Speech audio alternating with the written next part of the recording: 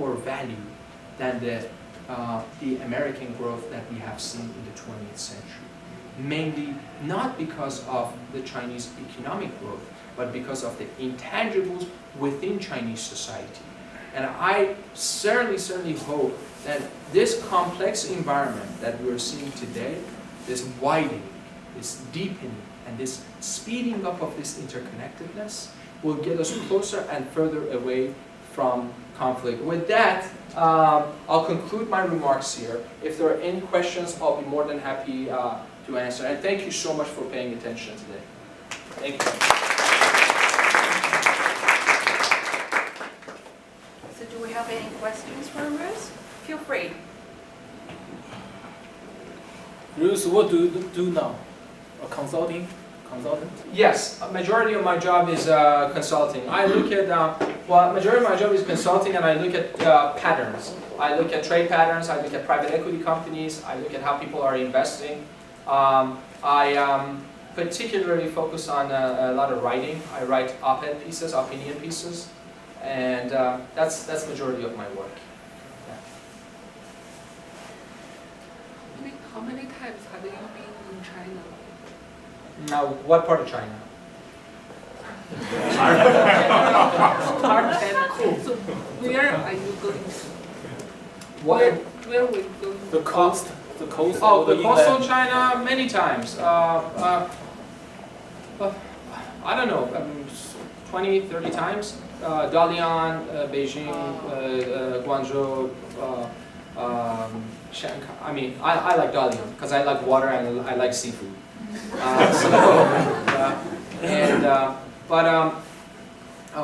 It's really interesting you say that. I had this conversation with my friends. I said, they told me, are you going to tell your kids to learn Mandarin, Chinese, or Cantonese? I said, no. I said, why? You should teach them Chinese. You know? I said, no, I don't want them to learn Chinese. It's a very good question. Why don't, it seems that's very ignorant of me. If I'm very racist, if I want my kids to get a job in China, but I don't want them to learn Chinese, no, I don't. I want them to learn Chinese philosophy. Tomorrow, language will be replaced by simultaneous translation. These things can, in a way, transform what I'm telling you in English to Chinese or from Farsi to Chinese. What technology cannot teach is the philosophy, the culture, that part. So I prefer my kids to learn the culture first, to learn the history, the philosophy, the way of thinking. Technology cannot help us there. What is English language? It's not a language anymore. It's a protocol. It's a protocol for computer programming. It's a protocol for communications. So before, in the 19th century, the #1 language in the world was Portuguese and French because of colonies. French and Portuguese, they got replaced with English. English will not be replaced by Chinese. English will be replaced by Google Translate. So I prefer my kids at the Chinese restaurants not to order in Chinese, but to be able to learn the Chinese way of thinking, feeling, and emotions. So that's really important for me. So the answer to the question of how many times you've been to China, not enough, because that's the part that I like to focus on and learn. Eastern culture. I'm coming from the East. I'm Iranian, so I really think our culture has tremendous amount of value. Eastern culture than the Western culture. I don't want to be ignorant and say it doesn't have, but certainly not as deep-rooted as Eastern culture. Any questions, comments, agreements, disagreements? Yes? I have a question. Your speech certainly is very inspiring for me. I want to know what's the difference of the reaction from when you have a speech with the Western audience and the Chinese audience. What's the different reaction? I know our Chinese are always modest, so yeah. So maybe your your speech is more optimistic than our top speaker, Xi Jinping. Yeah. Like So very I want outspoken, to know what's right. the different reaction from the different audience, Western and the Yeah, I think the Western, well, by Western audience we have to divide them. What do we mean by Western? European Western, Canadian, Latin American, or we're talking about American, right? And what are we talking when we talk about Americans? Are we talking about the middle class American, white working class in West Virginia? We're talking about upper class? What are we talking about, right? There is a very good book that you should read by a guy named Graham Allison at Harvard University. He talks about something called Thucydides' trap. A Thucydides' trap means when there is a ruling power and there is a rising power, there would be conflict. There would be fight. So he is arguing that when you talk about China, China is a rising power. There'll be definitely a war between the West and China, right? When I talk to the Western audience, they feel the friction. They are a bit afraid, right? Because they don't know what China's rise mean, right? Because their value system is definitely different from the Chinese value system. However, my argument is they should not be fearful of rise of China, because China will lose more than any other country if there is a war, because you are buying infrastructure, you're building infrastructure, you are trying to connect. And in terms of your answer, in terms of the humility, yeah, your culture is, you tend to work collectively. You don't like to make a lot of noise, unlike Americans. Look at me. My Americanness in me makes a lot of noise, makes a show for you, and this and that. I think that humility will also help the broader society to think clearly before acting, which this society, American society, hasn't done that. I give you a good example. After September 11, 2001, there was this reactionary mode in the country. We gotta go to war. We gotta go find the terrorists. They killed 2,000 people in New York and Washington, D.C. and Pennsylvania. We gotta go kill someone. So I don't think China is a reactive society. I think China responds. Means it thinks and then it acts. Whereas the United States and Western powers don't have that deep-rooted. But also, whether we like it or not, the 85 world is here to stay. This is the fact. This is a reality. And I think people are coping with it. They are trying to understand it, and I think they're trying to feel comfortable with it over time. Comments? Questions? Yes, sir. Yes, sir. Thank you first for your speech. And I think you are so optimistic about China's future in your speech, right? And I appreciate that you give us a great confidence. But it's like seeing China is unstoppable in your speech. Is that true? Do you really think that is true? Is China unstoppable? Yes, I think in your speech you kept giving us this real point. Yes, China's rise is unstoppable, I think. Well, I certainly believe China's rise is unstoppable. Really?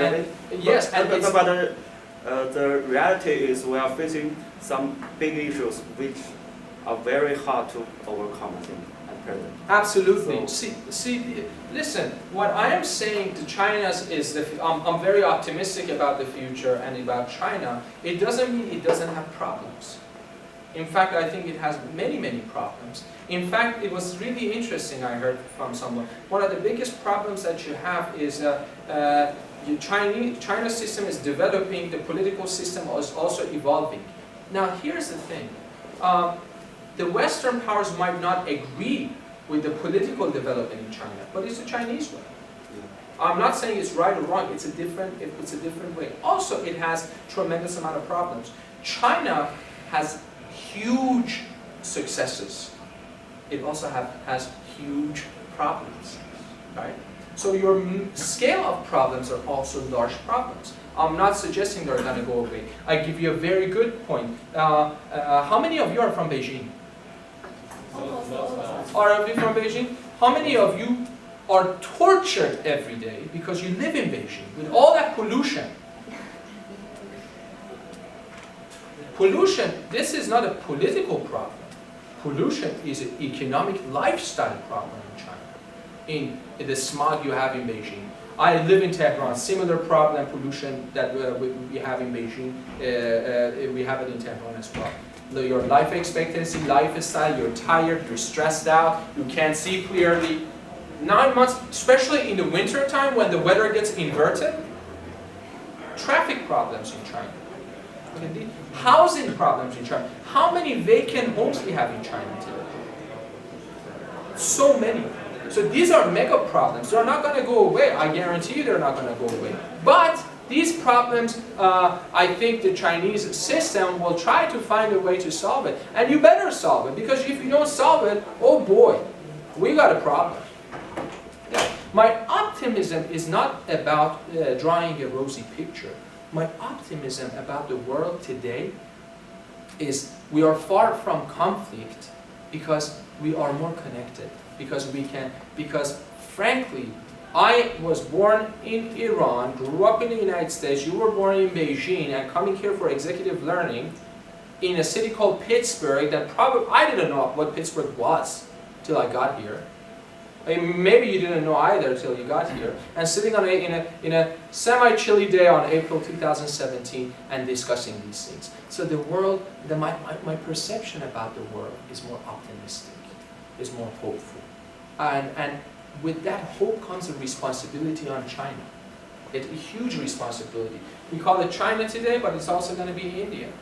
In the next 20 years, 2 billion people will be added to our planet. Not in the Western world, in Africa and in Asia. So we have a resource problem. One of the things I want to notice, do you guys go for walks here? Do you walk around? Yes. Look at the garbage day, the day that people put their garbage out.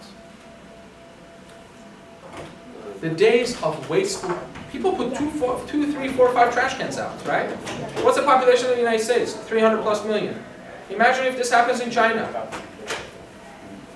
That's just going to be problematic.